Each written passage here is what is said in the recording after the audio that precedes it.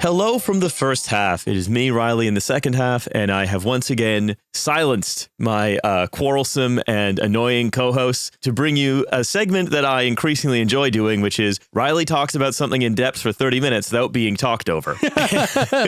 And hey, I can step in and play that role. No, there was time now. No, I'm very pleased to be rejoined by multi-time guest Nathan Tankus, author of the Notes on the Crises, covering the ongoing Trump-Musk payments crisis of 2025 and the, I guess you could say, astonishing own goals being scored on the global financial system on behalf of capital, I suppose. Nathan, welcome back to the show. It's great to see you again. Great to be here. Yeah, so last time we spoke was about 3 months ago, about 100 days ago. And what we spoke about was the Department of Government Efficiency. And boy, has it turned government and the United States into a lean, mean governing machine. But more specifically, we were talking about their taking control of the financial plumbing of the U.S. government. What we knew at the time was, I would say, just simply that a bunch of, broccoli-haired Zoomers had been deposited into various government agencies, notably places like the Treasury, where they were just getting root access to stuff and could have, if they were so minded,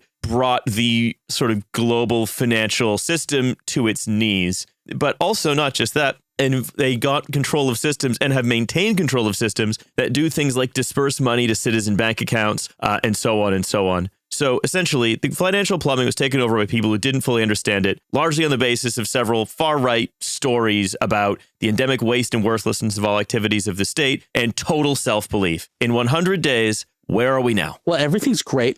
Cool. Everything great. is... Episode over. Thanks, everybody. Don't forget, awesome. This is the Patreon episode. Thanks for being a subscriber. Yeah, there were some bumps at the beginning, but everything's all good now. And you know what? I didn't believe that it would happen, but government got so efficient, so efficient, faster than you can even believe. It went so fast, so perfect. That's right. It's amazing. It became incredibly efficient by just declaring everyone who it found inconvenient to deal with to be dead. Yeah, absolutely. I mean, yeah, so there's so many places that we could go. Mm-hmm. On the Bureau of Fiscal Service itself, I would say, there's so much since we talked, but I'm kind of in a little bit of a catch-up mode right now, to be quite frank, because there's been so much going on and so many different angles that I've been having to hit. Plus, I'm setting up an office in Chelsea, 2,000 square feet, which is by itself, that should be all the information you really need to know. Uh-huh. When Notes on the Crises has a 2,000 square foot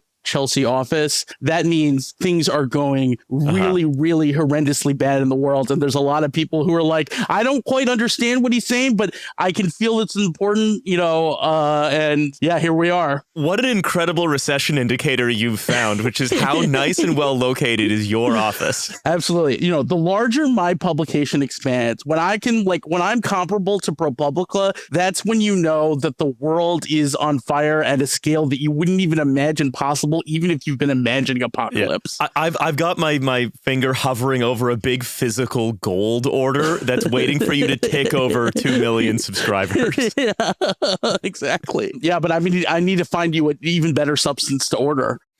Yeah, at that point, if Notes in the Crisis ticks over 2 million subscribers, gold is worthless. You need to invest in iodine tablets, bullets, concrete, horses. I will start just issuing a Notes in the Crisis token that you can pay your subscription payments in, and I will become the new Notes in the Crisis central polity over everything, governing everything. The narrow path to the Nathan Tankus presidency.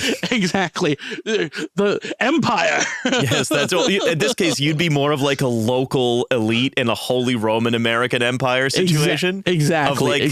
You would be the local elite of the sort of very specific kind of finance door. And exactly. I think you'd make a great Margrave of that particular. Exactly. Let's talk about the Doge. So what I wanted to start with is, because as you say, they've done so much, and the effects of what they've done are not going to be felt entirely for a very long time. But but one thing that you've said is that the major financial crisis of the time remains what the Doge has been doing, which you also could be saying in like 17th century Venice, to be fair. But the major financial crisis of the time remains what this organization is doing. And you say it even sort of eclipses the tariffs. Now, just because last time we talked about like, because these guys had taken control of the Office of Fiscal Services, they could in theory do things not just like stop people's Social Security payments, stop like just literally stop at the source of the cutting the checks, for example, for like research funding. But also they could be, okay, well, we're not paying, depending on how extreme the Trump administration wanted to go, they could be like, well, we're not paying Treasury bill coupons anymore because we're tired of being taken advantage of, right? They could have done all of that. Yeah. They didn't do that thing,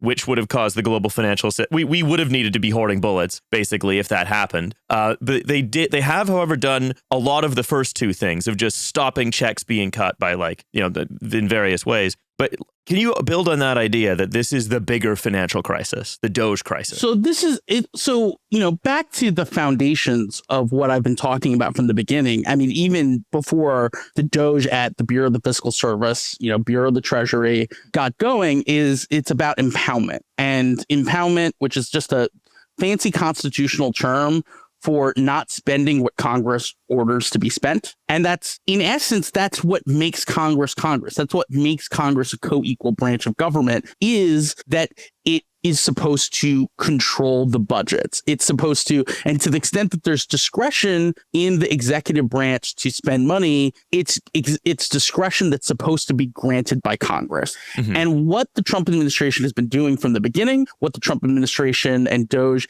have continued to do and are doing up until this moment, is simply deciding who gets paid based on their prerogatives. And there are court challenges, there are all things going on, but the backlash and response to that has not been anywhere near the foundational crisis. And that is a bigger crisis because what you were talking about is just the consolidation of all government power in Trump, in the presidency. It's, you know, breaking down all the different, as we're seeing, they've attacked all these different agencies. They're attacking what's called Humphrey's Executor, which was a major case in that Supreme Court case in 1935, which basically established that independent administrative agencies, independent government agencies, the leadership can only be fired for, you know, basically just cause, good cause. And now that's kind of all being abrogated, and the courts are hobbling in, let alone that, you know, it's a Trump court at the top, 3 Trump appointees, you know, six conservatives. And this is the bigger crisis because it is just the end of the United States as a concept. Like, you know, we can talk about tariffs more in a bit, but like empty shelves, you know, it can be real disastrous, but like we've had disasters before. It's unique that Trump is, through his own personage, causing a crisis comparable to the coronavirus depression. That is amazing. That's incredible. It's very impressive. It's impressive. You know, hey, Trump heard all these people saying, oh, the presidency doesn't really control the economy. You know, you can't really give credit or fully blame to the presidency. There are larger economic forces that are happening at any given time. It's not really fair to blame one president for X or Y or give them credit for the economy either. And Trump said, no, it's going to be me.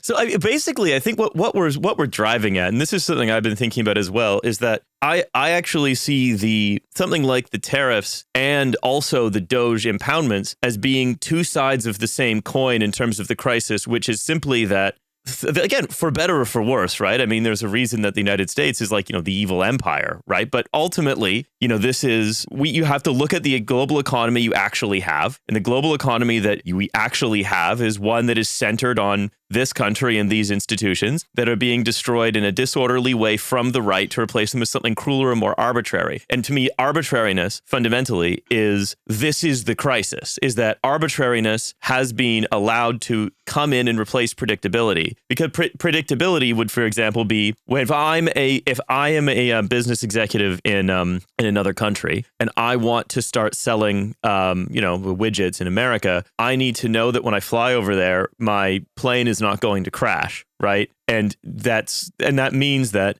no one should at a whim be able to cut the funding of the FAA to ribbons because I should know that my plane's not going to crash. Like, this is just the logic of capital, right? That social reproduction needs to happen and these things need to happen today and tomorrow. And the tariffs are basically one way of saying we will alter our trade relationships with our trading partners on the basis of the political whims of sort of one guy, or the question of like who last talked to him, Navarro or Bessent. Like, that level of unpredictability to me is similar to like the gutting of the regulatory agencies that Musk and Trump and their friends were just like, well, those are lame and stupid, and we should be able to just vibe out if the cow that we're buying raw milk from is like bacterially infected. We don't need a CDC, right?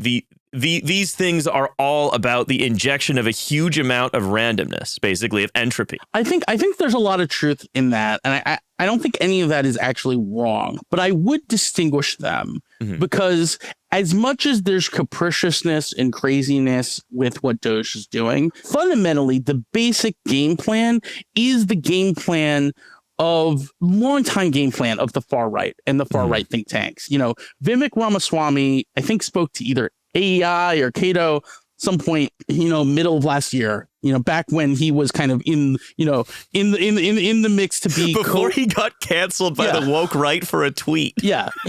Before, when he was in the like running to be like a co-runner or maybe even a runner of what Doge was going to be, I think he basically laid it out that like it's a war on the administrative state, fourth branch of government. We want to just get rid of it all. And he explicitly says, are we going to cut into bone? Yeah.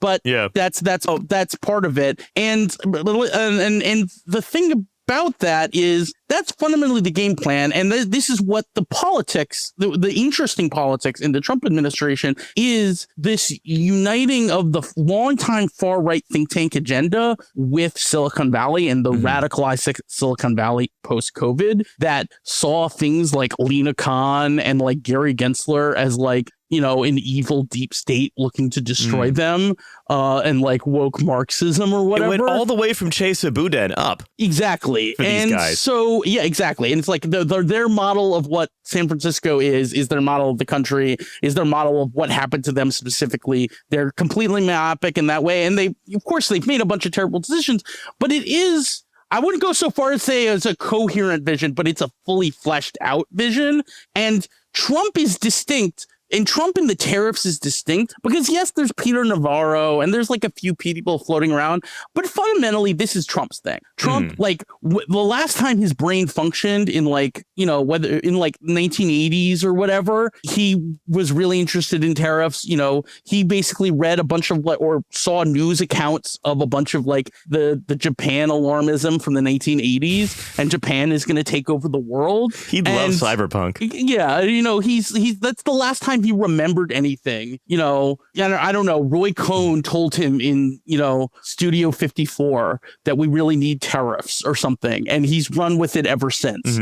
And that's, and this is clearly so central, like a central, he doesn't care about the tariffs themselves as we're seeing with what he's been doing. It's just about trying to bully other countries, which of course is going terribly. And except the UK. Except the UK. We're getting in there. We're number one. We're number one. And so that is what I would say is a fundamental distinction, is that there's chaos and capriciousness in the Doge stuff and in the plan for the administrative state, but it's a fully fleshed out plan. To clarify what I was saying, it's not that the Doge is acting randomly, it's that their actions increase randomness. Yeah. Right? By removing, they're basically removing like variety from the systems that they're trying to destroy. So that the randomness isn't increased from what they're doing. Rather, the randomness is increased because you don't know if your milk is going to kill you. You don't know if your plane's going to crash. Yeah. Outcomes are actually much more unpredictable. Yeah.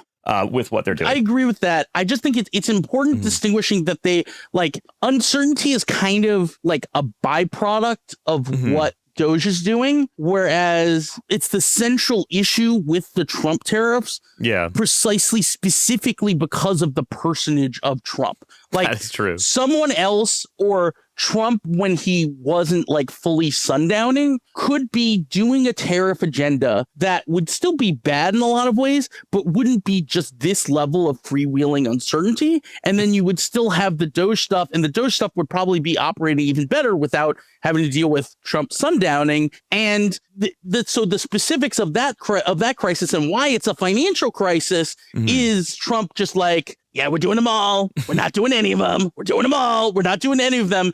And I mean, just literally Wall Street traders can't deal with that stress. And a lot of what's been going on the last few weeks is them just being like, we're in my own place. I'm just going to listen to Besant. I'm going to learn. I'm going to leave everything else out of my mind. And if I just ignore Trump, he's not there. It's like a therapy session. If we all just listen to Besant, then we all just keep trading up and we all get green candles. Exactly.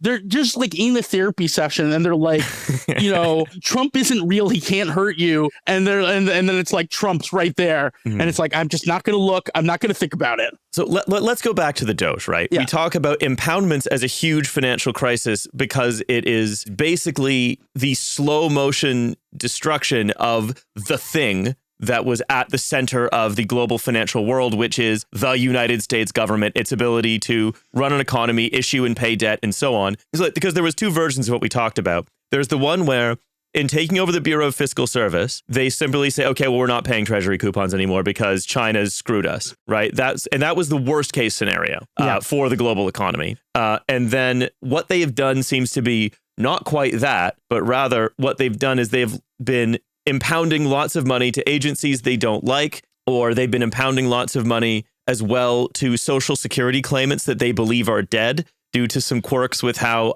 ages and so on are recorded in the system, or just the fact that it's a gigantic database and there will be some error, but not nearly as much as they're saying. Is that a fair way to distinguish between what's happening, what could have happened financially, what has ended up happening financially? So I would say the fundamental level is they haven't seemed to break something yet. They've seemed to be able to, at least for now, although this can always change at any moment, yet they've basically gotten to the point where they don't need someone directly programming. They have Thomas Krause, who's a Doge guy, as the fiscal assistant secretary of the Treasury, which was the top civil servant job, even though it's not really a civil servant in that job, and was David Lebrick's job, the guy who was pushed out January 31st. And the fundamental place that we're at now is essentially older Bureau of Fiscal Service employees are implementing what they want, what Doge wants and what Krause wants, because they're terrified of if they say no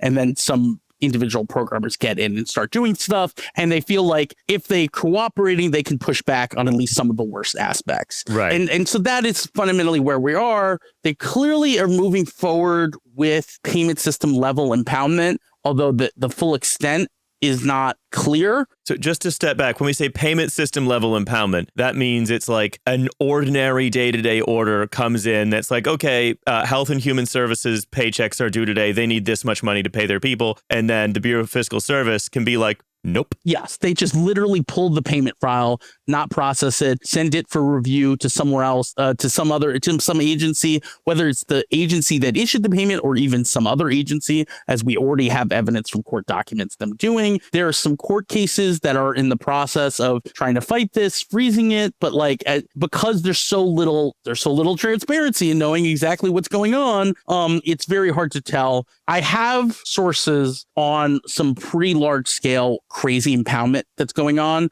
that the people impacted by it are not talking about publicly for various reasons. And I do not have the source confirmation I need to go public with it. So that's still in process. But what I can say is that impoundment is still very much in process. And one of the things that I've been reporting on, that was my second Rolling Stone piece was not just impoundment as in not sending money out, but taking back money that was already sent out. Was this your piece on Social Security declaring people dead, and then that was another piece that you wrote on taking money back? Yes. Well, let's do them both in order. So let's talk about taking money back. Yeah. So this is a case called New York City and FEMA, which is quite. It's hard even after having written about this a couple months ago. It's still hard to talk about because it's so preposterous and insane. But basically what happened is that on February 4th, so this is the midst of that crazy week of where I'm reporting, normal payments go through. There were Venezuelan migrants who were being put up in hotels in New York City. New York City was spending the money first because Congress had already appropriated funds to cover this, and they were getting compensated back by federal government money. They got about $80 million or so, $80.5 million in two different payments from the federal government, just through basically the normal banking system, going through its general treasury account, its main bank account, all normal. Mm-hmm. Then on February 11th, or 5 business days later, 5 business days in a few hours, but basically 5 business days, suddenly New York City's bank account was debited for $80.5 million.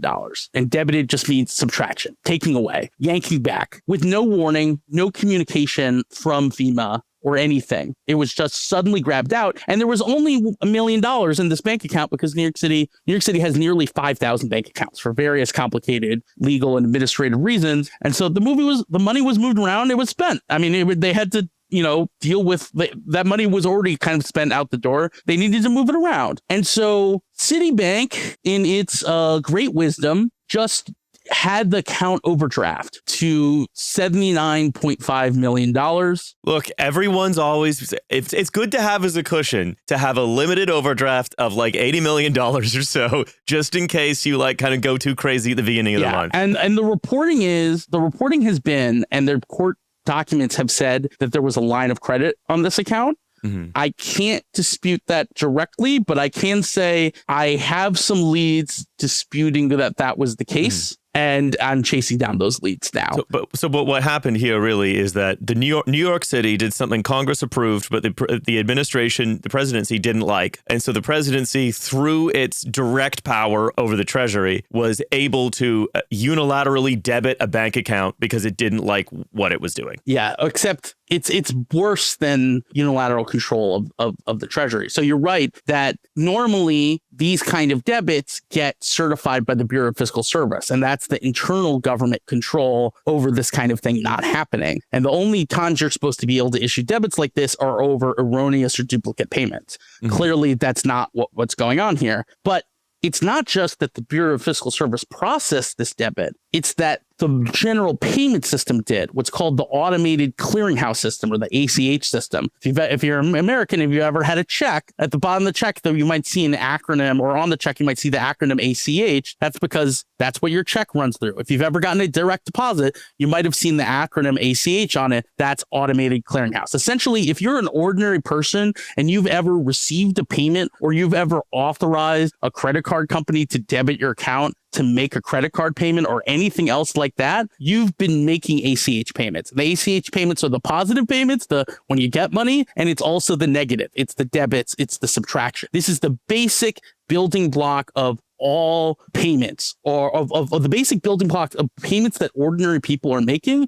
Basically, in any payment that's like $100 million or smaller is running through ACH. So we're talking all Social Security checks. We're talking basically everything you as an ordinary person deal with. It's an ACH payment. Yeah. Overwhelmingly. And so the really alarming thing, as if it's not already alarming enough, the really alarming thing is not that the Bureau of Fiscal Service certified this debit going out. The really alarming thing is that the banking system, specifically the automated clearinghouse system, which is largely governed by a trade association called NACHA, which is the National Automated Clearinghouse Association. And that's the real disturbing thing, because it opened up immediately when I saw it, the question, okay, does this mean that the Trump administration can just debit any bank account they want for any reason? And you talk about, and that's as much of a financial crisis as a political one, because it fundamentally changes what money is. Exactly. That fundamentally alters the nature of what money is, what it means to have money, what money is worth in exchange, right? And that the thing that makes money,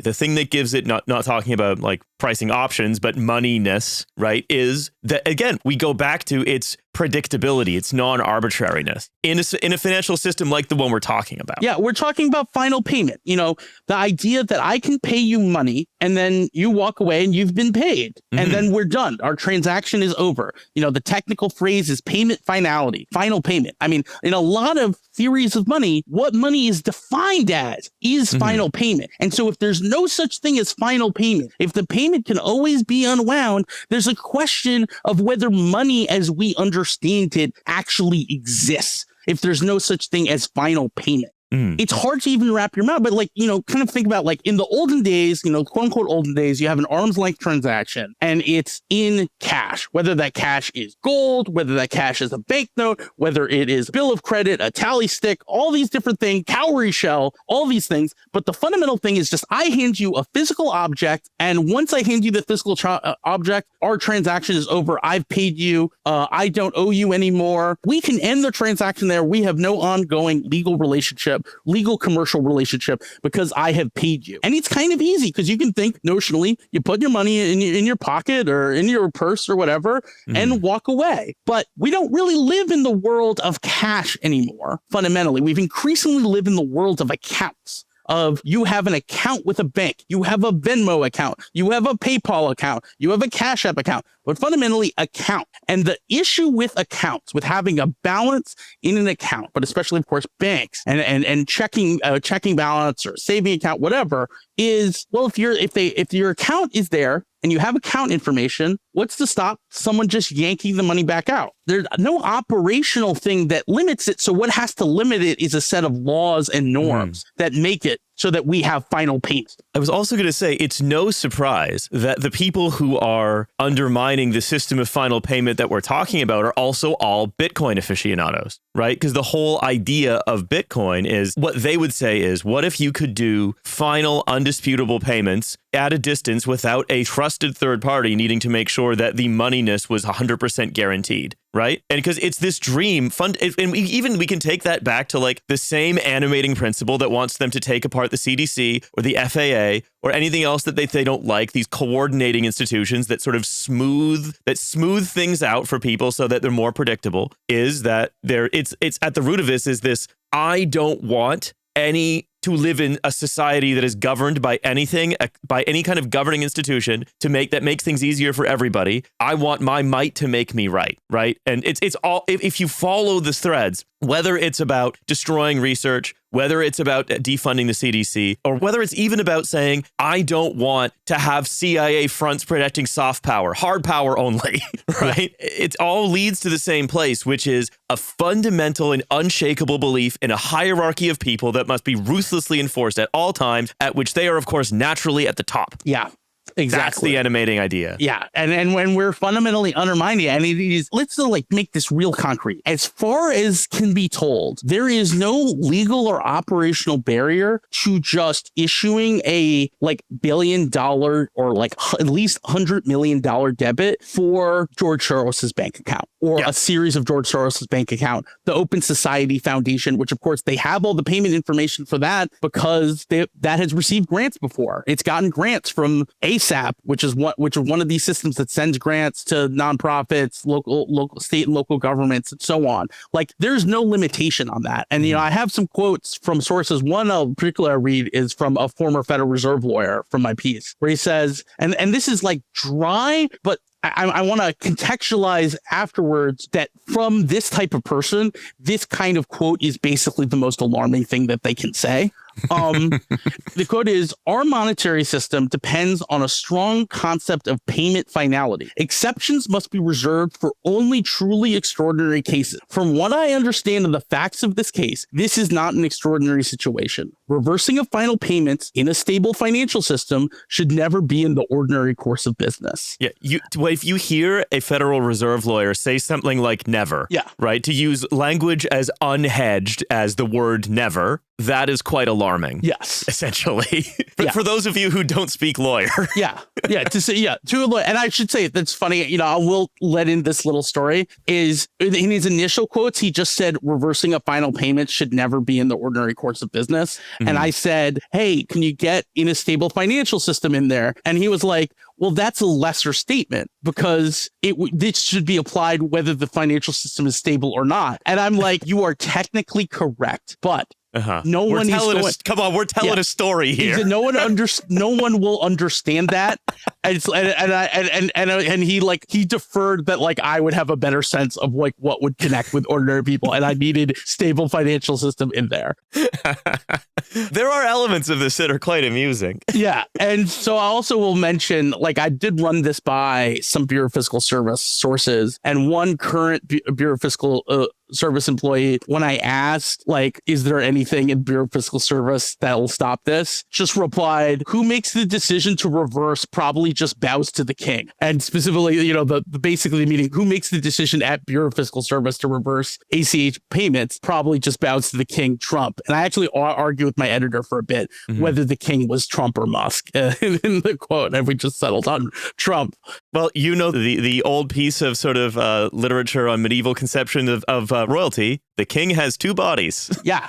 Which is a good transition to my Social Security piece, because after this piece came out that weekend, a story about someone being falsely declared dead on Social Security and having their bank account debited for over $5,000 because they were declared having died in October 2024 and had gotten some Social Security benefits since and hadn't received their February or March checks either. And people saw this and were like, see, Nathan's already been proven right. And while it's very nice of people, that isn't actually confirmation of my Rolling Stone reporting, precisely because it's one of these dirty little secrets about Social Security is Social Security has no payment finality in the specific sense that the way they've written the law and the way that they've written the rules that are implementing the law, Social Security can basically claw back payments without any due process once information or notice has come in that someone has died. And not only that, but the banking system, because the rules put a liability on them that if they don't respond in like 60 days or whatever, that the federal government will just outright debit their bank account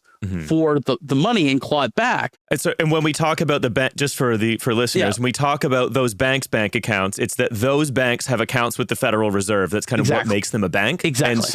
And so via these institutions, that is how, in theory, the government, that is how, like, in theory, that there could be pressure put on banks centrally, which is, you could say, well, really what Citibank looks like, it might be a lot of offices and it might have a big glass tower and branches everywhere, but really Citibank is a bank account with the Federal Reserve. Exactly. Then it mediates to you. So, sorry, please carry on. Yeah, exactly. And so because all these major banks, especially the major banks, have this legal obligation where they're going to have to eat it for those dead Social Security payments regardless, they need, if they'll take a loss if they don't fully claw it back from you, if they don't in turn debit your account. And so what all the banks have written into all their deposit agreements in that big part of fine print that you never read is that if they're authorized to get a Social Security payment on your behalf and credit your account, you've agreed that they can just take the money right out of your account if there's a problem, if there's like a duplicate or erroneous payment, or if you were declared dead and you received payments subsequent to your reported date of death.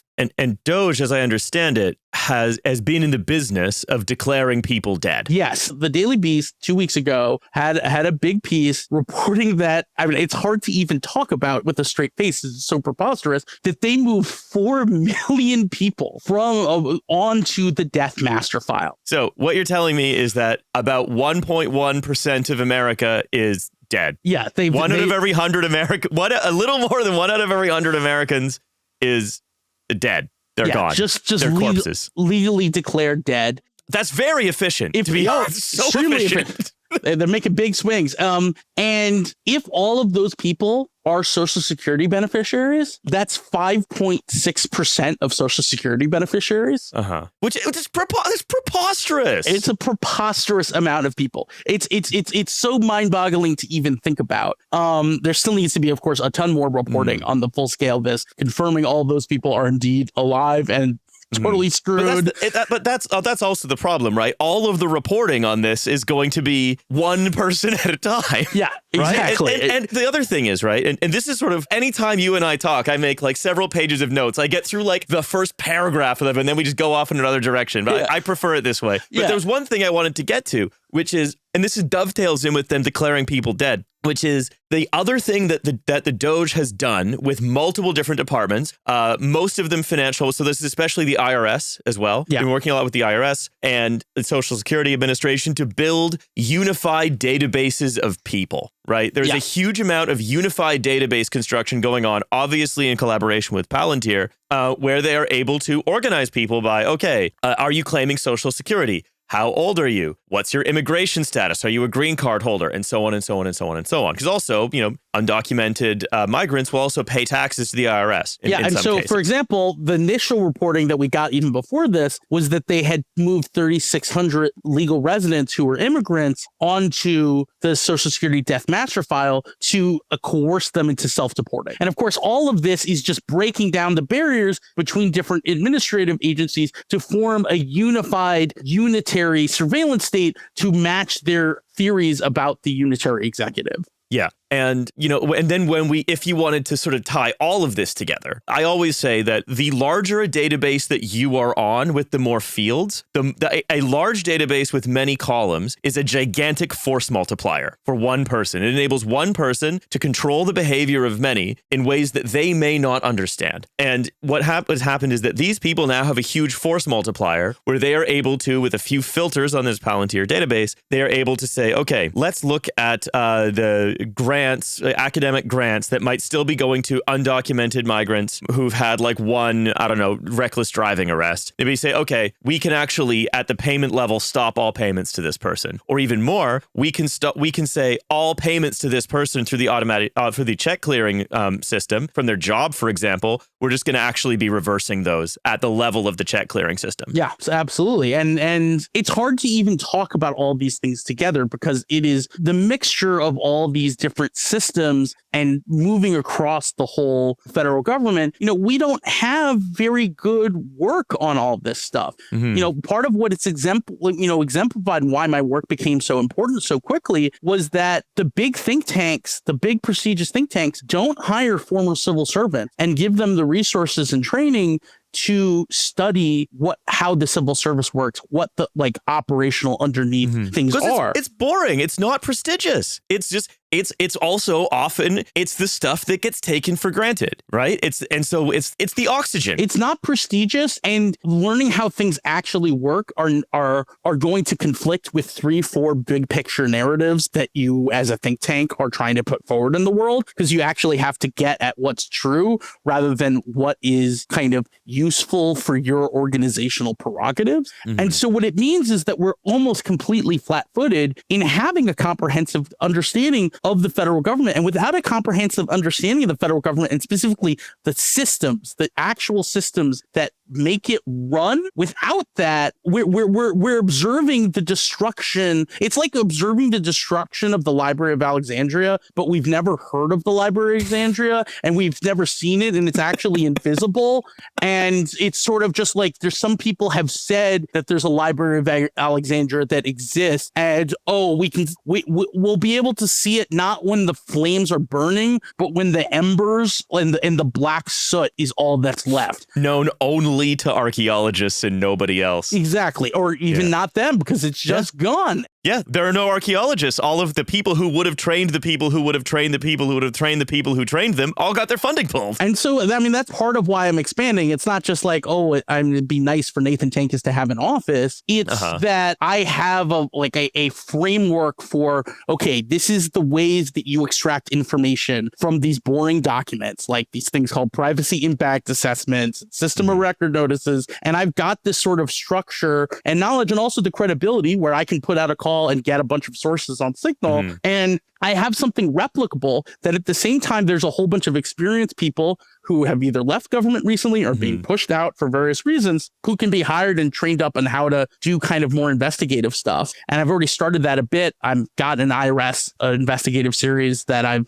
contracted out for, which will be starting up soon in the newsletter. I've got some other things I can't talk about that are cooking up, but like that's part of why I've been working on expanding or the major reason I've been working on expanding is that I feel like in a unique position to take advantage of this sort of void to expand out administrative agency by administrative agency to try to form this full picture on what's going on. Well, just before we end, because we've, again, as ever, whenever I talk to you, we've also gone long. I can see how it would be so easy to accidentally do a 3-hour interview. Yes. But honestly, it's I also just wanted to say, because we talked in the first half of this episode, or I haven't recorded that yet, but we will have talked a bit about universities. And it is such an indictment of the modern university system that what you're doing could never have been done from inside the academy, ever. Yeah. Never. Fucking never. Not a million years. Not a million years. With the right rich person who've already selected the person or like me to do it, maybe you could set up a center, but that's total cart before the horse stuff. Yeah. Anyway, Nathan, always a pleasure to talk to you. Always a pleasure to talk to you. Never a pleasure to discuss the subject matter. Yeah, I do want to also throw in one last thing, which is what I'll be putting out in a piece tomorrow is going through the amendments to the New York City FEMA case and documenting how they've so I've been starting commissioning these legal research memorandums on these obscure legal topics. And so my piece tomorrow is just about how New York City completely updated its lawsuit based on my legal memo. And that's kind of a that'll model. Be today. If you're listening to this today, it comes out. That's coming out today. Yes. So check out Notes on the Crisis. Obviously, that will be linked in the episode description. Yeah, I will also throw in that but when this goes live, I'll be doing a 50% off discount link. So just $27.50 an annual subscription. It'll be just crisisnotes.com/trash future. Yep. If you want to know what's going on, cancel your subscription to any major... downgrade your New York Times subscription just to games and cooking, and then just subscribe to Notes on the Crisis. You'll have a way better understanding of what's going on. $2.30 a month. You know, that's right. That's cheaper than the New York Times right now.